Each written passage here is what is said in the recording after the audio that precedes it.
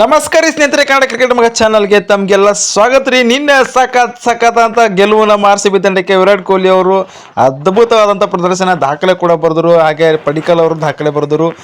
ಹಾಗೆ ಗೆದ್ದ ನಂತರ ಪಡಿಕಲ್ ಏನು ಹೇಳ್ತಾರೆ ಬನ್ನಿ ವಿಡಿಯೋದಲ್ಲಿ ನಿಮ್ಮ ಜೊತೆ ಚರ್ಚೆ ಮಾಡ್ತೀವಿ. ಹಾಗೆ ಈ ಪಂದ್ಯ ಹೈಲೈಟ್ಸ್ ಕೂಡ ಚರ್ಚೆ ಮಾಡ್ತೀವಿ. ಚರ್ಚೆ ಮಾಡೋಕ್ಕಿಂತ ಮುಂಚೆ ನೀವೇನು ಮಾಡ್ತಾರೆ ಅಂದರೆ ವಿಡಿಯೋ ಕೊನೆವರೆಗೂ ನೋಡಿರಿ, ಲೈಕ್ ಕೊಟ್ಟು ಸಬ್ಸ್ಕ್ರೈಬ್ ಆಗೋದಂತೂ ಮರಿಬೇಡಿ. ಯಾರ್ಯಾರು ಫೇಸ್ಬುಕ್ನಲ್ಲಿ ನೋಡ್ತೀರಿ ಫಾಲೋ ಆಗೋದಂತೂ ಮರಿಬೇಡಿ. ಸ್ನೇಹಿತರೆ, 2025 IPL ಭರ್ಜರಿ ನಮ್ಮ RCB ತಂಡ ನಿನ್ನೆ 2 ಪಾಯಿಂಟಿಂದ 3ನೇ ಸ್ಥಾನಕ್ಕೆ ಮತ್ತೆ ಬಂದು ಕೂತಿದ್ದಾರೆ ಪಾಯಿಂಟ್ ಟೇಬಲ್ ಪಟ್ಟಿಯಲ್ಲಿ.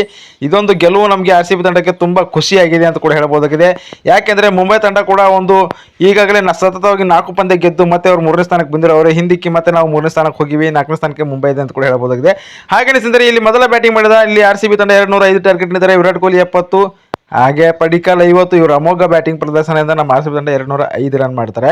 ಸಖತ್ತಾದಂಥ ಬಾಲಿಂಗ್ ನಮ್ಮ ಕಡೆಯಿಂದ ಮೂಡಿ ಬಂತು. ಹಾಗೆ ಸೂಪರ್ ಡೂಪ್ ಇದೊಂದು ಗುರಿ ಬೆನ್ನತ್ತಿದ ರಾಜಸ್ಥಾನ್ ತಂಡ.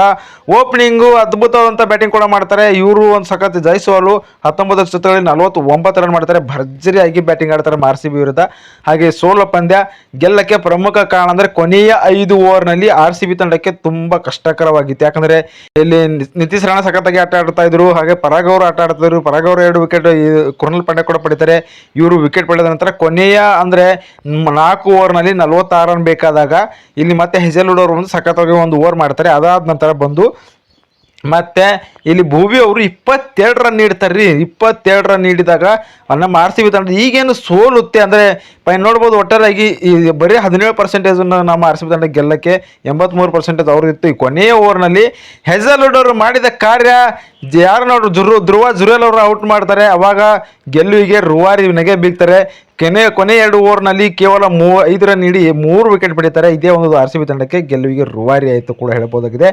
ಇದು ಹೆಜಲ್ವುಡ್ ಮಾಡಿದ ಕಾರ್ಯ. ಹಾಗೆಯೇ ಕೊನೆಯಲ್ಲಿ ಜಿತೇಶ್ ಶರ್ಮಾ ಮಾಡಿದ ಕಾರ್ಯದಿಂದ ನಾವು ಇವತ್ತು ಗೆದ್ದೀವಿ ಅಂತ ಕೂಡ ಹೇಳ್ಬೋದು. ಹಾಗೆಯೇ ಕೊನೆಯಲ್ಲಿ ಪಡಿಕಲ್ ಅವ್ರು ಏನು ಹೇಳ್ತಾರೆ ಅಂದರೆ, ಇವತ್ತು ಗೆಲುವಿಗೆ ಪ್ರಮುಖ ಕಾರಣ ಅಂದರೆ ನಾನು ಈ ರೀತಿಯಾಗಿ ಬ್ಯಾಟಿಂಗ್ ಆಡೋಕ್ಕೆ ದಿನೇಶ್ ಕಾರ್ತಿಕ್ ಅವರು ತುಂಬ ಹೆಲ್ಪ್ ಆಯಿತು ಅವ್ರ ಕಡೆಯಿಂದ, ಅವರಿಗೂ ಕೂಡ ಧನ್ಯವಾದಗಳು ಅಂತ ಕೂಡ ಹೇಳ್ತಾ ಇದ್ದಾರೆ. ದಿನೇಶ್ ಕಾರ್ತಿಕ್ ಅದ್ಭುತವಾದಂಥ ಆಟಗಾರ.